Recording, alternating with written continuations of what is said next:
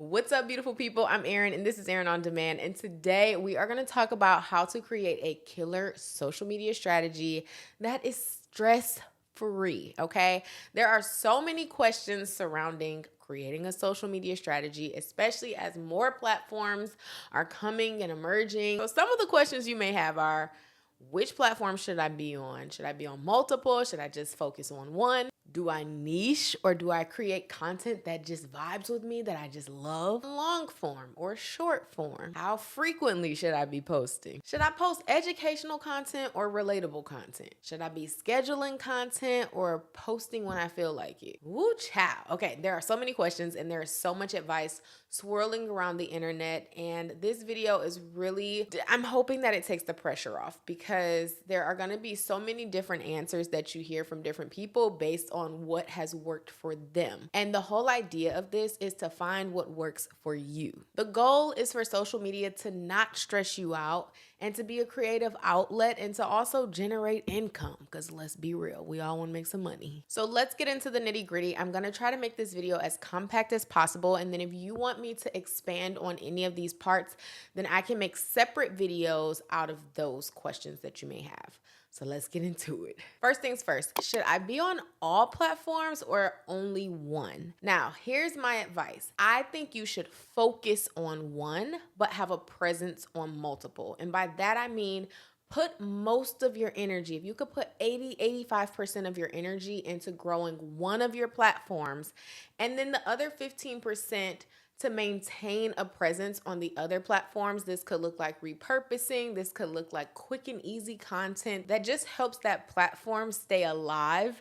Then I would go ahead and try that route, because if you really narrow in and only put your energy into one platform, you never know what could happen. These platforms could shut down. They could start charging us to being on them. Like, I don't know. You just never know what can happen. So I think it's always safe to at least have a backup platform. Even if you don't have as big of an audience on there, at least you have something that you're building and growing. And also, people, when they love you on one platform, they are very likely to follow you on another. So don't miss out on that opportunity either. You're naturally going to see those numbers on the other platforms that you have less focus on increase, simply because you are putting so much focus on your main platform. Also, keep in mind that it's a lot easier to balance platforms when each of them has a different purpose.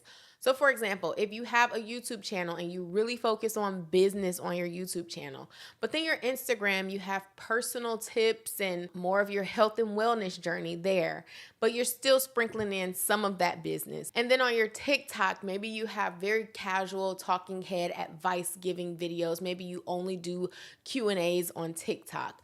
And so this helps to kind of segment your content, so you're not thinking so hard about having to repurpose or having to create content for all of these different platforms. You kind of know what direction or what works well for each platform. And also, that can take a little time. At the end of the day, when it comes to picking your platform, pick the one that you enjoy creating on the most.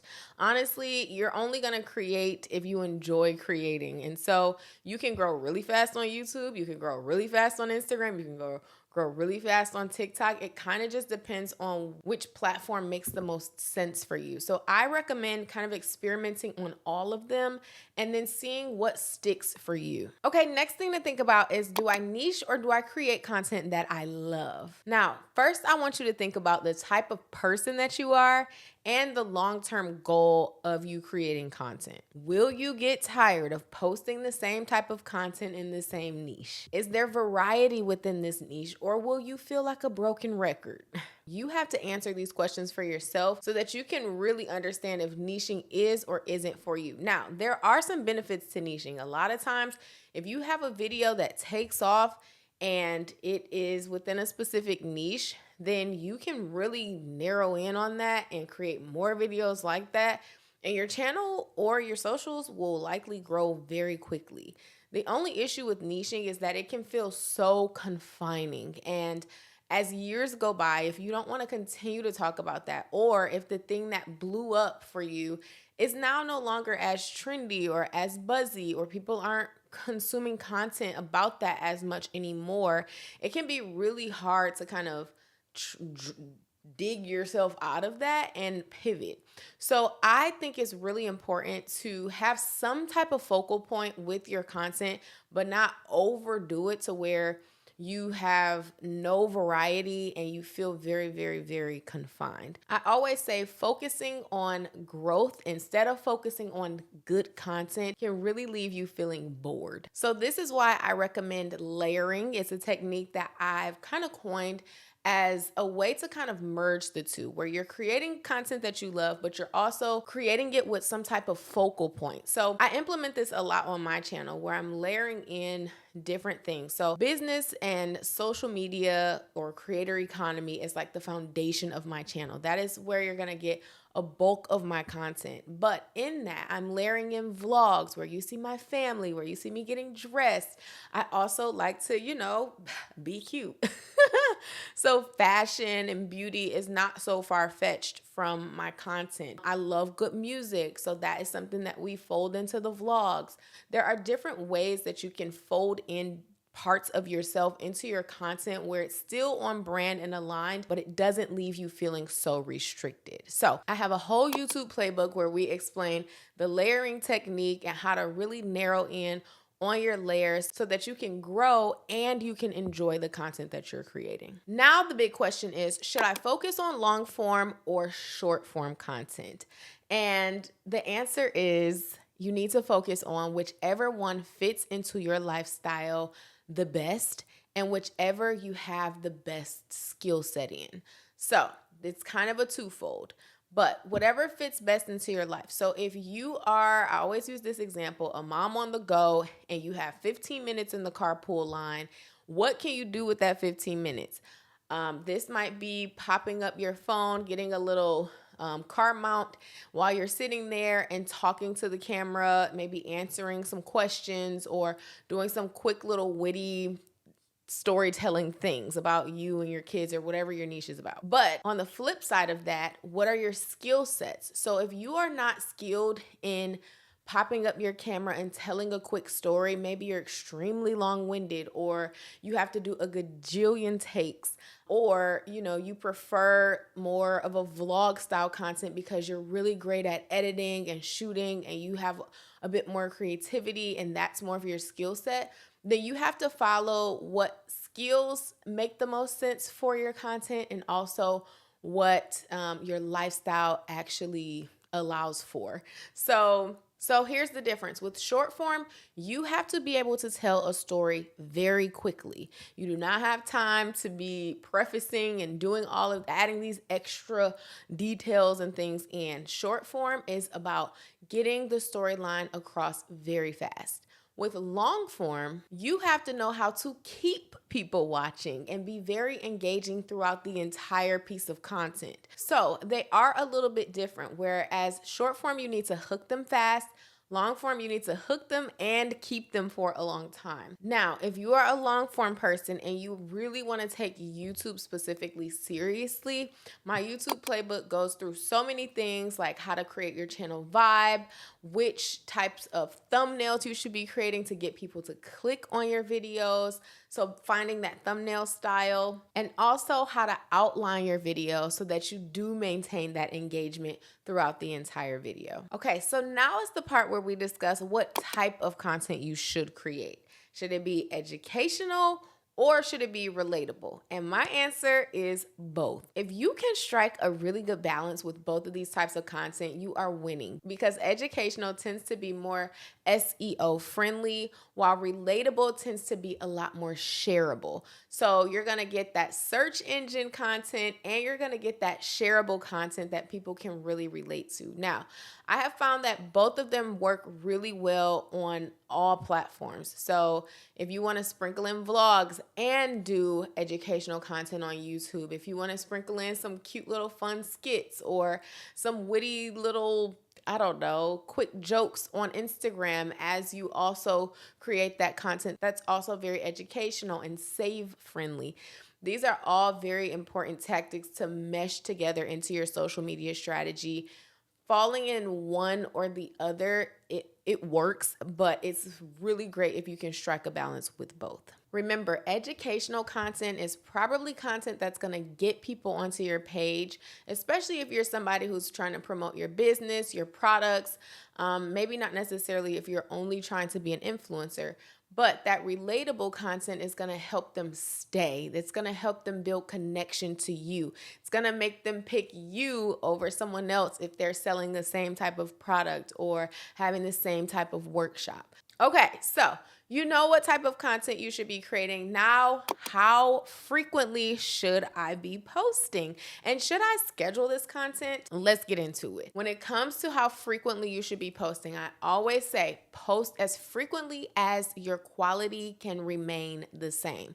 So if you start posting 5 times a week on Instagram or on YouTube or on whatever platform, and your quality starts to dwindle down, meaning that your content just isn't good. People aren't consuming it as much. People aren't enjoying it. They're not engaging with it. And you just notice that the quality isn't there, then decrease your frequency. Now, if you notice that you are uploading a lot and it's not bearing on your mental health and you can handle it, then continue that uploading schedule. So the most frequently you can upload without diminishing the quality of the content, I say go for it. Now, my advice is to do the most sustainable thing at first. With YouTube, at least once a week if you're going to be uploading long form. If you're uploading shorts or repurposing to shorts, then I say go for as much as you can. Even once or twice a day is never going to be too much for short form content, especially on YouTube Shorts or TikTok, because that frequency is so much content. As for Instagram, I say if you can upload 3 to 5 times a week on Instagram and it's quality posts, then that is amazing. I also have a video where I talked to an Instagram rep, and I will link it down below and I'll put it up here. But he shared all of these different tips on how to max out your Instagram engagement and following. And so I will leave all those tips. Well, all those tips are in that video, so I will link it down below. Now, when it comes to scheduling, I am not a big fan of scheduling, especially if you are posting for your personal brand. Now, if you have a business and these are things that you need to get out, if you're like promoting a product, like I'm sure for the top 3 page, as we're getting that back going, we are going to be scheduling those posts because those don't really ride on my personal brand. Now, with my personal brand, I do like to post in real time. It just feels better to me and it just feels more authentic to me. But if your schedule does not align with that, then schedule your posts by all means. The whole goal is to get the content out there. So it doesn't matter. As long as you can get it out there, then do that. Okay, a few other long-term tips to consider. Prioritize an email list. I cannot stress this enough. I love Substack. I've been using it as more of a personal newsletter. It's kind of like blog meets newsletter meets social media. It's just a really, really cool platform. And I don't know if y'all are sick of hearing me talking about it. I'm actually about to make a whole video about Substack, but it doesn't matter where you host your newsletter, have a newsletter. It can just be once a week that you're sharing, even once every other week that you share, whether it's random thoughts you've had, things you found that you love, things that caught your eye, little mental nuggets that you want to get off your chest. It can be like a personal diary, or it can be resources for your community. Whatever it is, start pulling people from social media to your email lists, because this is where the power is. And you have so much more control and autonomy when you have an email list, because you just never know what can happen on social media. Another thing to consider is to have a good digital product that you can lead people to. I shared a couple times throughout this video my YouTube playbook. It is $10. It is loaded with information on how to really max out and monetize your YouTube channel in as short amount of time as possible. And we really go through so many incredible strategies, creating your channel vibe.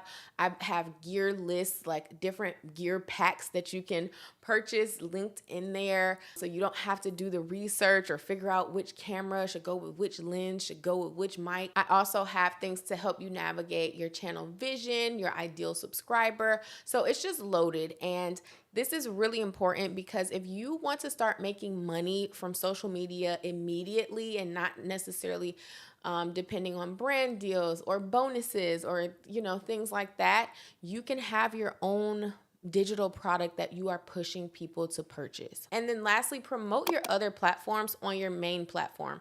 Don't be scared to pop up your Instagram on YouTube or to share about your TikTok on your Instagram. People will never know that you exist in those spaces if you don't tell them. And this is just gonna grow your overall brand. Okay, I hope this was helpful. I hope that this video is gonna open your eyes to creating a killer social media strategy without all the stress and pressure. If you would like me to go more in depth about any of these things that we discussed today, then leave them in the comments below and I will see you on the next one. Bye for now.